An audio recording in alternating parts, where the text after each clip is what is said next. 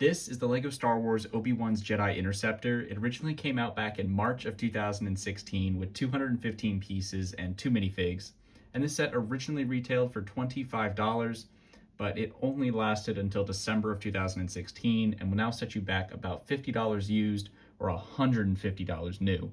So is the set worth picking up today? Let's go ahead and take a little look back at it. For a $25 Jedi Interceptor set, 2 minifigs is really all you can ask for, even if it is technically just 1 minifig and then an astromech droid, but we don't need to have that debate right now. You get Obi-Wan with his headset on, you get R4P17, and Obi-Wan is a nice variant, just the simple Jedi robes. I think he's had the same outfit in a few other sets, but he does get that nice headset print. I always liked it.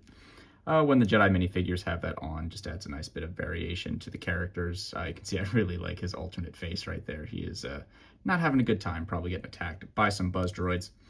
And speaking of not having a good time with buzz droids, R4P17 is included in the set, and thankfully doesn't have any buzz droids to deal with at the moment, but this droid's fate is not looking good. But it is a nice looking minifig. No back printing on it since that really wasn't a thing in 2016, but the red color scheme is looking pretty nice. And overall, like I said, can't really ask for much more than this for a set like this.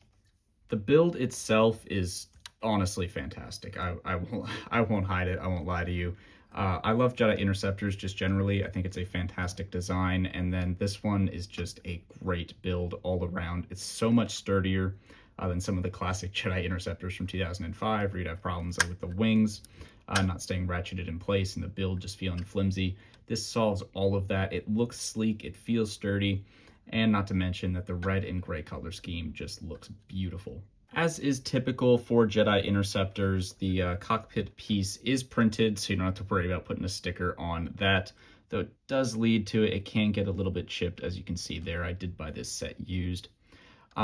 This is also a print, this tiny little 1x1 tile, but then everything else you see is stickers. That is a sticker right there, sticker on the winglets, sticker on the inside, sticker right there, and then it's the same on the other side. So there are a lot of stickers to apply with the set, which is honestly probably my least favorite thing about Jedi Interceptor builds, since it seems like LEGO just can never get these pieces printed, but thankfully that one always is. And as you kind of already saw, the S-foils can open up, and this is my other complaint with Jedi Interceptor sets. It's kind of a pain to get them lined up perfectly, to get like just the exact same angle on all of them. As you can see, I'm just folding them back and forth as I'm trying to do this. But you still can get a pretty nice look with the Interceptor, with the S-foils folded out. And the other thing is, you cannot display it like that. And then, of course, the cockpit can open up to reveal the very bare bones interior. There's not a lot going on here. Obi-Wan does not get any hint of a control panel in there. It's just some Technic pieces. He barely even gets a backrest, but he can fit in there comfortably. Though the only thing is, there's no lightsaber storage. That does not happen a lot with these Jedi Starfighters.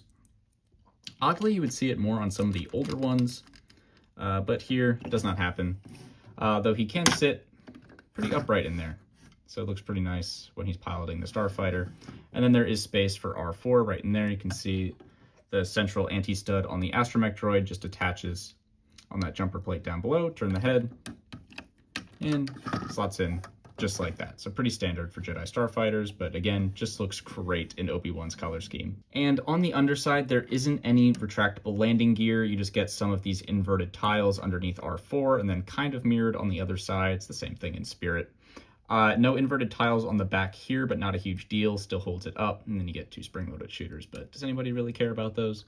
So no retractable landing gear is a little disappointing, but it does still stand up very well when it's just sitting on a table. And if you push it down on the end, it gets a little floppy, but you're not really doing that, so it doesn't really matter.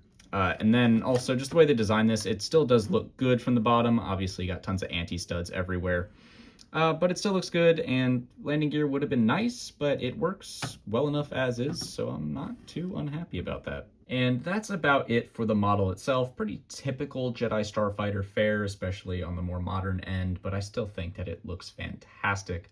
And believe it or not, this is actually one of 2 times that Obi-Wan's Red Jedi Interceptor has been made. There was the original one back in 2005. That was just a color swap version of Anakin's, and that only appeared in that Ultimate Space Battle set. And there was his blue variant in 2007, but that doesn't technically count.